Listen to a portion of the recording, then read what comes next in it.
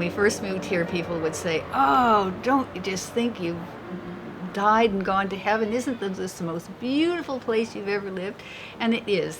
Victoria is unique, and Victoria West particularly unique.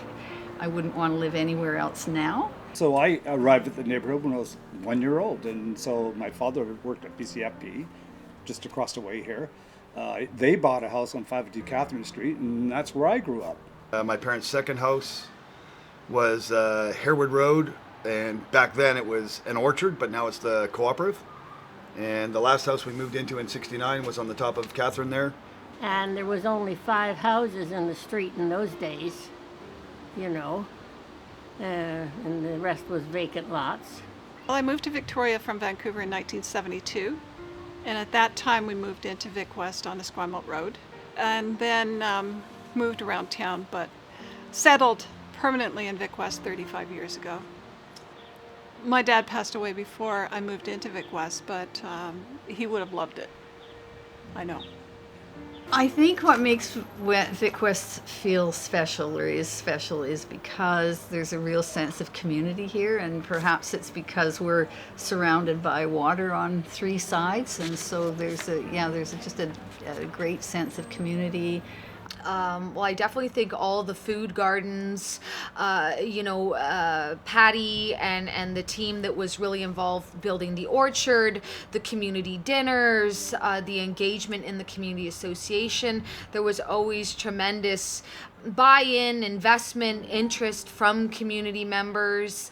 I remember Jack Meredith, I know he's still probably very much involved, getting the Gorge Swim Fest going. I love the people here. They're so friendly. Everybody says hello to each other on the street. It's just a really great walkable community. You can walk to town. It's just the fact that it's so close to town is amazing. And I grew up in East Vancouver, and it reminded me a lot of East Van when I moved here. I think it also really helps that you have sort of this hub across the street, and the park, and the setting. You couldn't find many community centers in Victoria with a more spectacular setting than Vic West.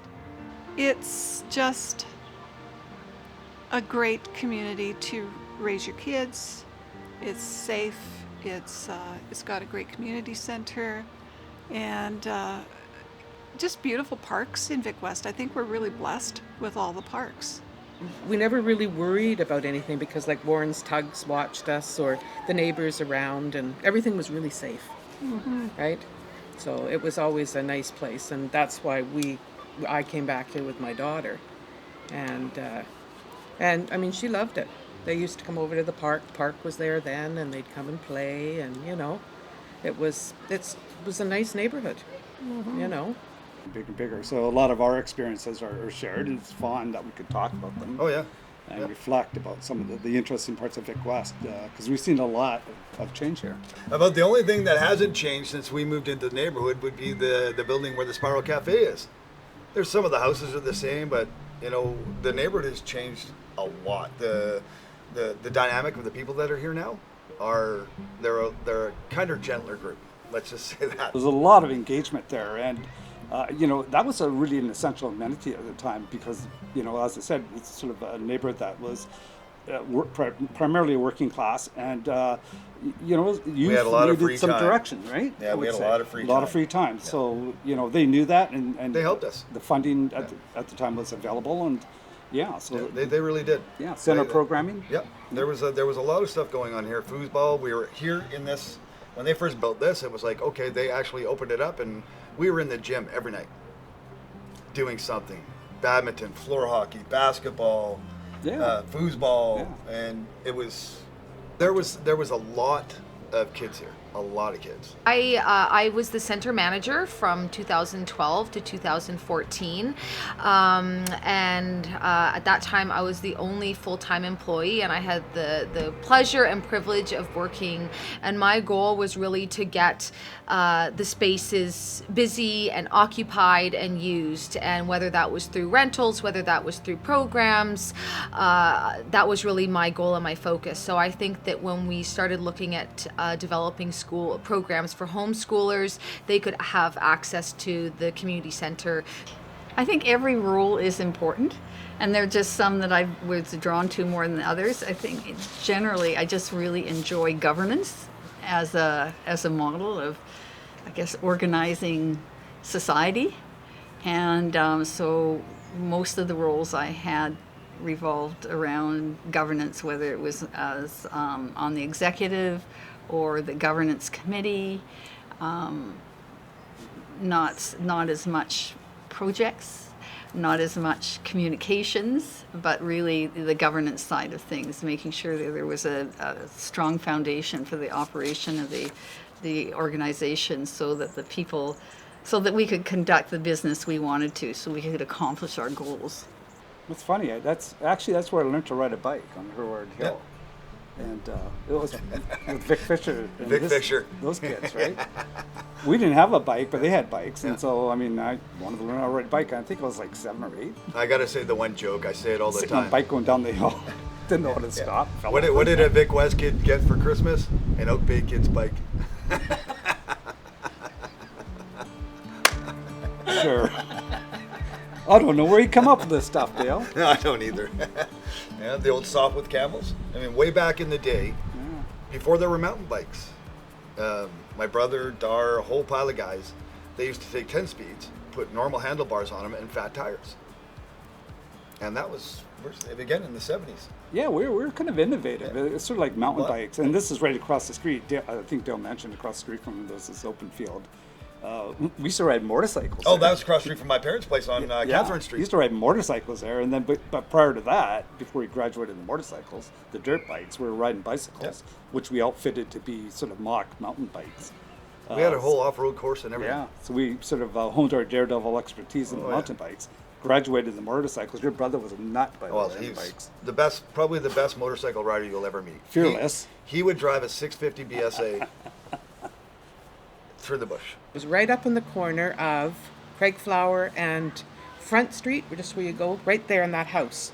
And it was called a Vic West Community Police Center. Yeah, it was Right up here. down the road a ways. Yeah, just on the corner. It was awesome because any problems and stuff like that, they would come. If you went away, you'd tell them, you'd phone them and say, I'm going away for 3 weeks. They'd come and patrol your house and check things out and everything else. We used to go and have meetings up there, and it was really awesome. I was, 1980, and the fall, and that was the first Vic West Fest. Live bands, it was amazing. Over 2 days, there was well over 5,000 people each day. It took a lot of work, like people were working on it for 6 months, but yeah, it was amazing. Breakfast with Santa was something that had happened, many, many years here. And I remember I had organized a breakfast with Santa one year. It was all going great, and the Santa didn't show up. And that was, in terms of being a programmer, an event coordinator, a center manager, I mean, I had to quickly recover, but I think I cried for like a whole afternoon after that, because I was like, how do you go into a room full of kids and families and tell them, oh, you finished breakfast, but Santa's not going to show up today. So we had to recover from that, but that was, in terms of all my event planning, that was about the worst event experience that has ever happened. I think the foundation of our society is good governance, and that's the way how service is delivered to people, how we can be members of society, how we can trust what's around us and how things are going to operate in society. I'm not sure that everybody would agree, but I think governance is the basis, and I think we are so lucky in British Columbia, in Canada, that for the most part, you might not like the politics all the time, but I think that we're very fortunate to have a good, stable governance system.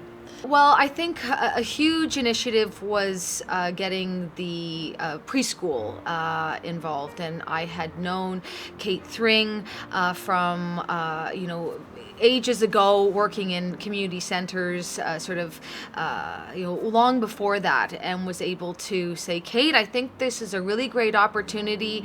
And I remember Kate was sort of on the fence. She wasn't quite sure. And I said, I really think you should do it. And then she came here, and that's a whole nother history in itself. We started a Halloween event that was, I think still goes on.